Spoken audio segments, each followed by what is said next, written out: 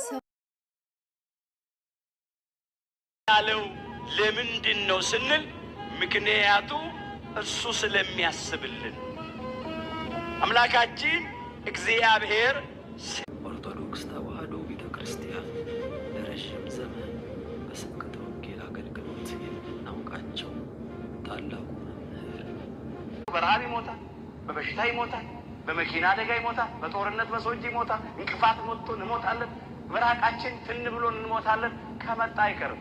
ከንቱ ነኝ ከንቱ ነኝ ዋስትና መከታ እግዚአብሔር